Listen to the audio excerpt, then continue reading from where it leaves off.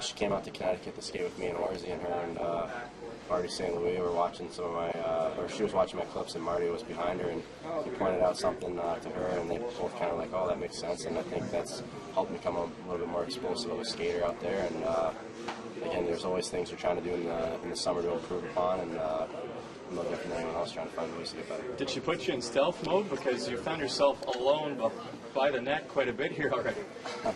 Yeah, I don't know. I mean, obviously, I'm always a guy who likes to be around the net, and that's where I have to get to if I'm going to score goals. And again, it's a place I like going. I know it's not necessarily the easiest part of the rink to play on, but it's fun getting in there and just digging at pucks and trying to bang them in. After the Nashville game, you said you're a fan of the shallower nets. I assume the love affair continues.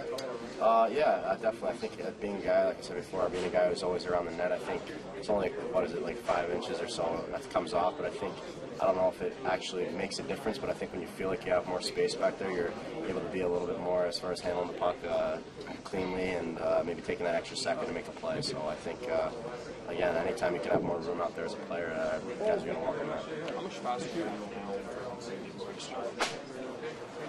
You know what, I've always prided myself on my skating and being a bigger guy that can skate well. And I think the two biggest things as far as my skating go would be one, after my first year I started training with Ben Prentice in Connecticut, and he's done a tremendous job with me every year since as far as just getting me more athletic, more explosive, and more dynamic out there. And then coming here, working with Barb has been huge as far as just becoming more efficient as a skater and becoming more explosive too. So I think those two things combined, when you have good training and good form, I think it helps your game quite a bit. Do you think you become more consistent around the net? It seems like all the goals. Go back to the beginning of last year, that was something that Randy talked about.